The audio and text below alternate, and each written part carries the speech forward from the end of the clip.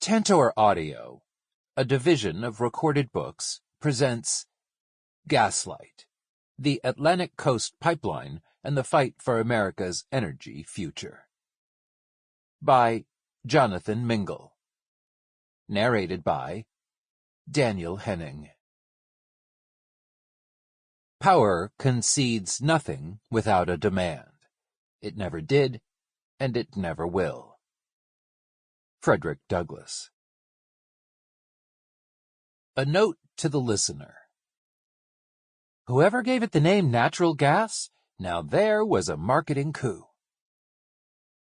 Cheryl LaFleur, former chairman of the obscure but powerful Federal Energy Regulatory Commission, had a point. The world's fastest-growing fossil fuel has some built-in branding advantages. Consider a lump of coal. Chances are you picture a crumbly, carbonaceous rock that leaves everything it touches smudged, smoky, smeared.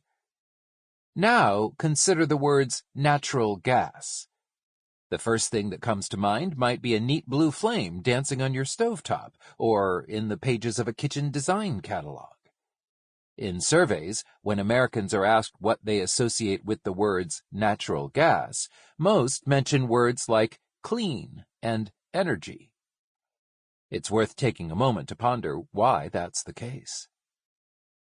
Natural gas just sounds so natural, LaFleur noted. And who doesn't like natural? But natural gas is the sibling of coal and oil, derived from the same raw materials, long-dead organisms trapped deep underground. Natural gas is a fossil fuel extracted with chemicals and heavy machinery, refined and compressed and pumped across thousands of miles to be burned in basement furnaces and kitchen stoves and power plants, producing an array of pollutants from nitrogen oxides to volatile organic compounds to carbon dioxide. So it's fair to wonder, like Cheryl LaFleur, just how this other carbon-rich substance acquired its label.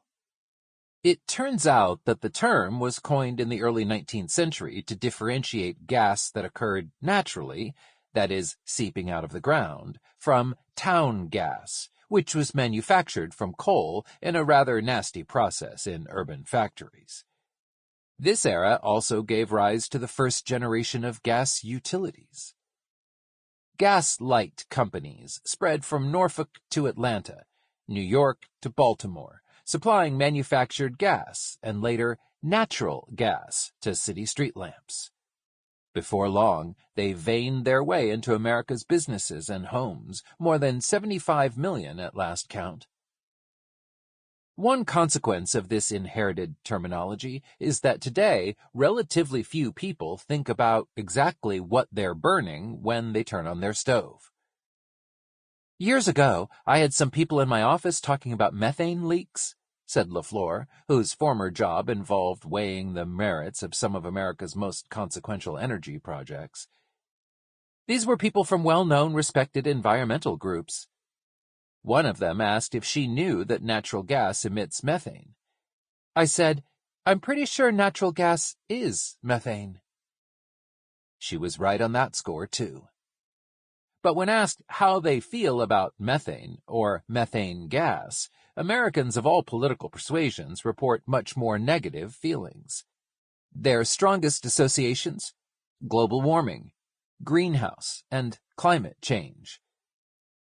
Methane is emitted from a variety of human and natural sources, from fossil fuel production to agriculture to wetlands.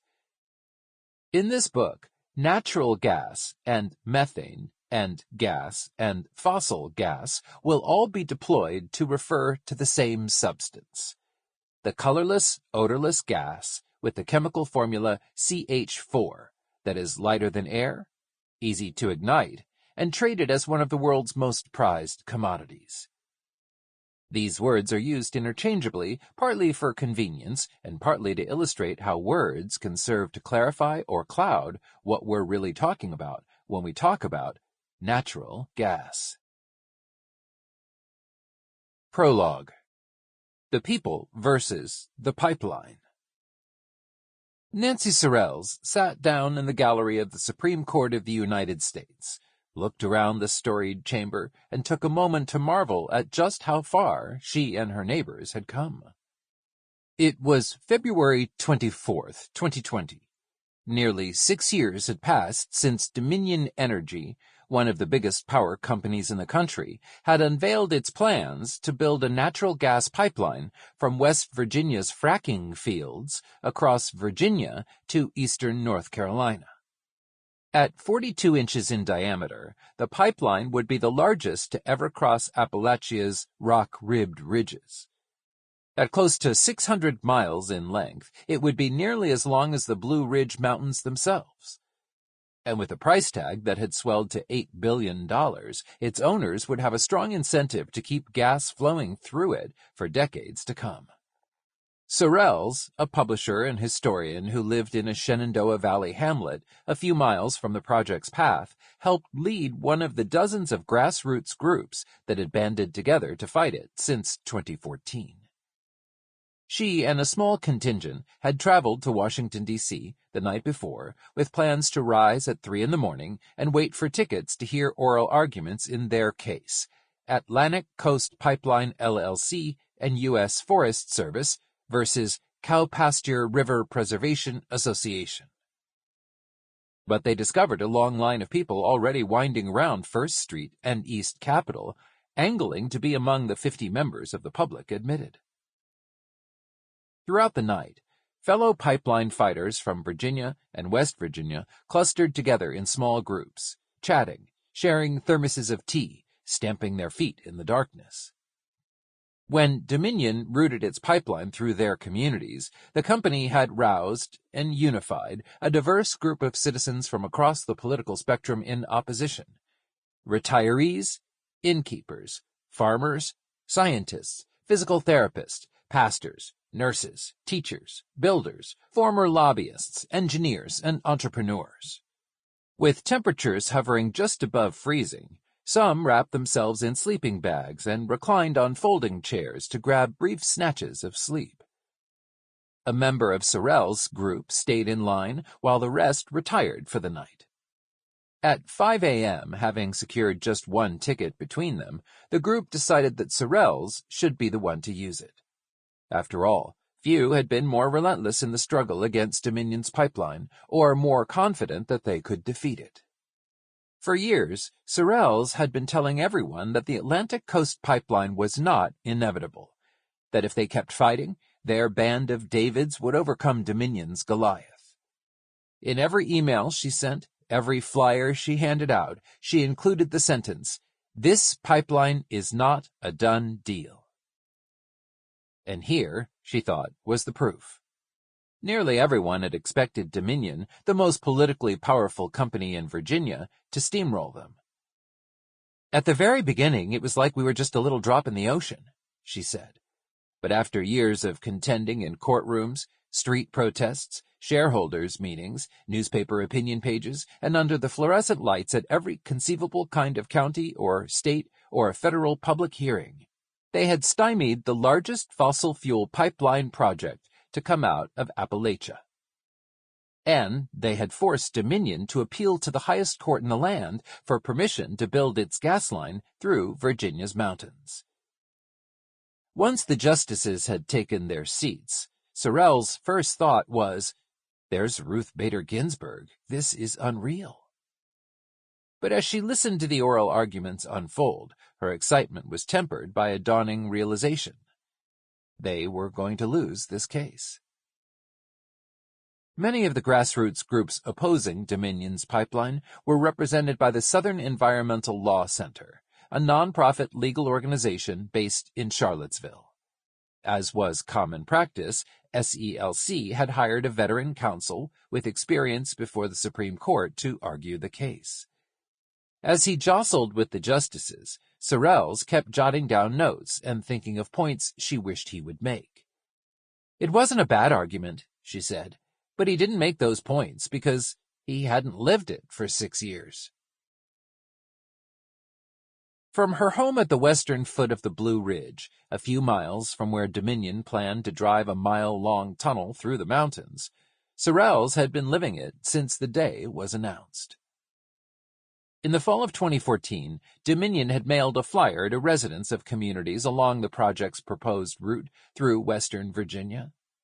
Like a coach collecting opponents' taunts on the locker room bulletin board to motivate her players, Sorrells had held on to it ever since. Printed in large font against a backdrop of forested mountains and lush valleys stretching west of the Blue Ridge was a bold claim. The Atlantic Coast Pipeline will change everything and nothing. This slogan encapsulated Dominion's sales pitch. Its gas conduit would supercharge collective prosperity at virtually no cost. The company sought to convince everyone, local landowners, lawmakers, investors, regulators, that the ACP was essential to meet growing demand for gas, lower energy bills for its customers, and cut its own carbon emissions as it replaced older coal-burning power plants. And moreover, that it could safely bury its pipe across the region's steep, slide-prone slopes. But for many who lived in its path, that tagline offered an inverted reflection of their darkest fears. They feared that, in terms of concrete economic benefits, the pipeline would change nothing. Local businesses wouldn't be able to tap its gas even if they wanted to, unless they paid a $5.5 million connection fee. Construction jobs would be temporary, largely filled by crews from Oklahoma and Texas. Many local residents got their power from local cooperatives, not Dominion. And on the other side, they worried the project really would change everything. That it would threaten life and limb, water quality, property values, local businesses, ecosystems, the very stability of their beloved mountains themselves, and their children's ability to live safely among them. They worried about dwelling within the blast radius of a potential rupture and explosion, and many feared the climate consequences of a fossil fuel project with an 80-year lifespan. The pipeline will be virtually invisible, Dominion's flyer promised.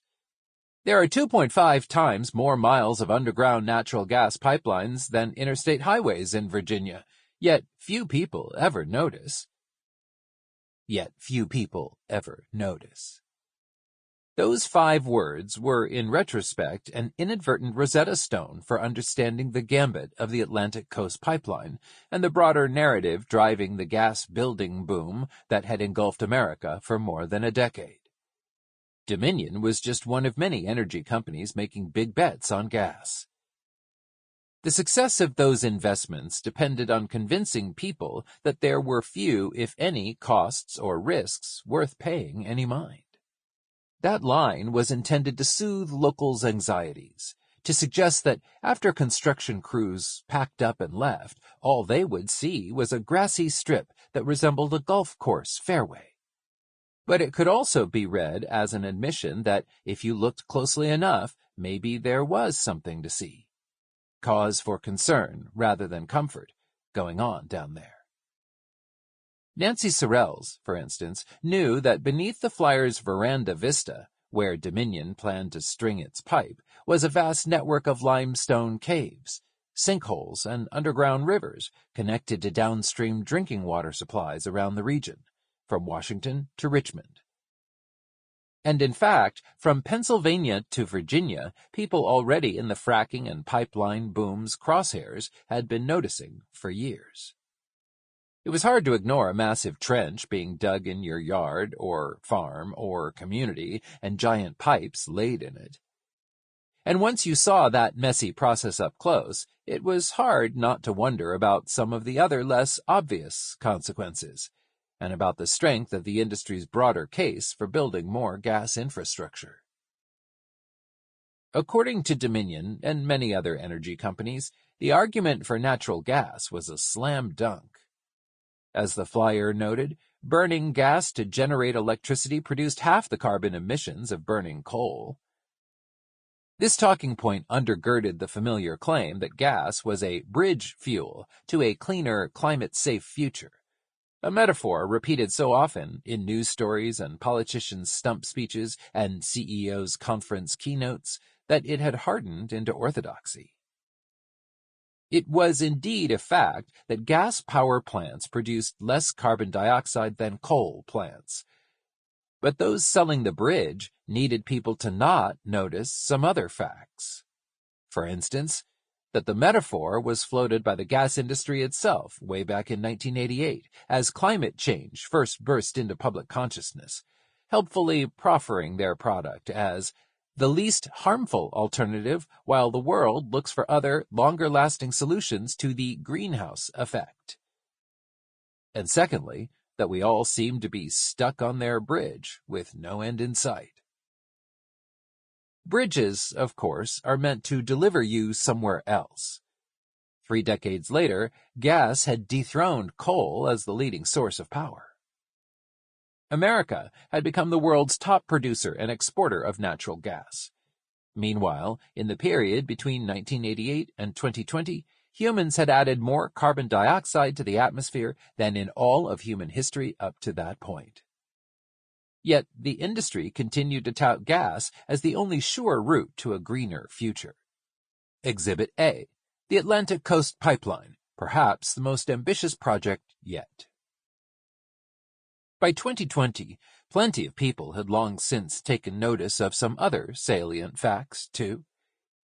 Investing finite capital into gas meant fewer dollars available for renewables and a slower transition to clean energy. Building more gas infrastructure risked locking in decades of future carbon dioxide emissions.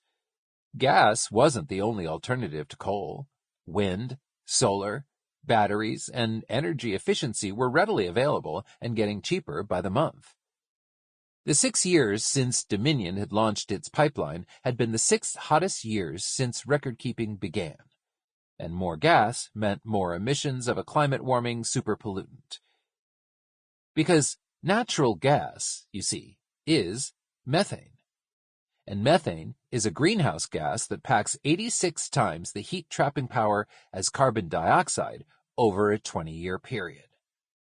Some scientists have called it carbon dioxide on steroids. Methane is responsible for 1/3 of the global temperature rise since pre-industrial times. Since 2007, methane levels in the atmosphere had surged at twice the rate of carbon dioxide concentrations.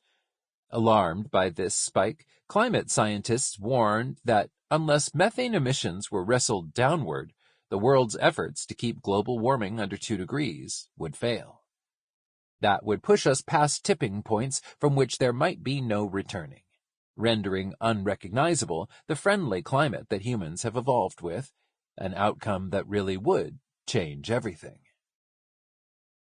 Dominion's project, if built, would play no small role in bringing about that reality. Because, like all gas pipelines, the Atlantic Coast Pipeline would be a very large and long-lived methane delivery device. Picture an enormous 42-inch wide interstate-scale cigarette lighter that keeps working for a century. At one end, the fracking wells of the Marcellus Shale. At the other, dozens of gas power plants and hundreds of thousands of burner tips in furnaces, water heaters, and kitchen stoves. In between, a vast metallic spaghetti of gas field gathering lines and large diameter pipelines and local distribution lines. On its journey through all those pipes and valves and fittings, as any plumber could tell you, some methane would inevitably escape. If all the gas in the Marcellus Shale were to be exploited, methane leaks alone would likely equal 3 times the total annual carbon dioxide emissions of the United States, making the Marcellus the largest methane bomb in the world, according to researchers. The methane that did make it to the end of the pipe would feed machines designed to convert that gas into carbon dioxide, the primary driver of climate change. Simple facts derived from the laws of physics. But physics has a hard time competing with public relations. The word methane did not appear on Dominion's flyer, nor was it uttered in the chambers of the Supreme Court. As Nancy Sorrells listened, the oral arguments were starting to sound like a sophomore philosophy class. The justices seemed more interested in the metaphysics of trails than the physics of gas pipes. At issue was whether the law allowed Dominion to build its pipeline at Reed's Gap, its chosen spot for crossing the Blue Ridge, where the Appalachian Trail ran through the national forest land. The government's lawyer, defending the Forest Service, repeated his core argument, which aligned with that of Dominion's lawyers, that the company could bore underneath the iconic footpath because the trail is not land. This idea didn't sit well with Justice Elena Kagan. "Nobody makes this distinction in real life," she countered.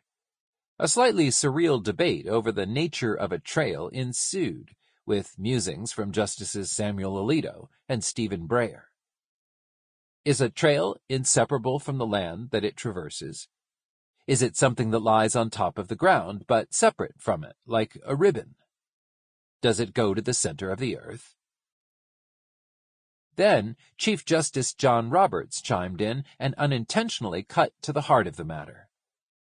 If the court ruled against Dominion, he worried aloud, would it erect an impermeable barrier to any pipeline from the area where the natural gas, those resources are located, and to the area east of it where there's more of a need for them? In other words, would the Appalachian Trail become a wall preventing energy companies from tapping the vast fossil fuel reserves lying underneath Appalachia? As he listened, Greg Bupert's thoughts paralleled those of his client, Nancy Sorrell's, sitting a few dozen feet away. The odds, he had to admit, were not looking good. Roberts wasn't the only justice peppering his lead counsel with skeptical questions. Bupert, a senior attorney for the Southern Environmental Law Center, had started scrutinizing Dominion's proposed pipeline and its risks to the region's water, air, climate, citizens, and economy in the summer of 2014. At the time, Dominion had confidently predicted that the pipeline would be finished with 1.5 billion cubic feet of gas flowing through it each day by the end of 2018. But here it was, the winter of 2020, and not a single piece of the Atlantic Coast Pipeline had been laid in Virginia's soil. The project was at least 3 years behind schedule. Construction had been mostly halted since late 2018, thanks to a series of successful legal challenges mounted by SELC, their grassroots clients, and partner organizations in the region. Bupert was a seasoned environmental attorney, but at the outset he knew little about the 1938 Natural Gas Act, or interstate pipelines. Over the past 6 years, he liked to joke, he had acquired an inadvertent Ph.D. in both subjects. And to his now expertly trained ear, most of the justices seemed inclined to side with Dominion. Bupert and his colleagues, led by D.J. Gherkin, SELC's lead litigator on the case since 2018, had argued that because the Appalachian Trail was administered as a unit of the National Park System, Dominion would need special authorization from Congress to cross it at Reed's Gap. A federal appellate court had agreed, citing a 100-year-old federal law that prohibited drilling or pipelines on national park lands. Dominion had appealed, and now the justices would determine whether it needed that act of Congress to greenlight its plan, a time-consuming and uncertain prospect. The legal questions were narrow and technical, winding through a thicket of competing interpretations of obscure statutes. But for a moment, the Chief Justice had gestured toward the much wider stakes of the morning's debate. The premise embedded in Roberts' question was that America would need more methane gas and more pipelines to transport it for many years to come. This conviction was widely shared beyond the conservative-leaning Supreme Court.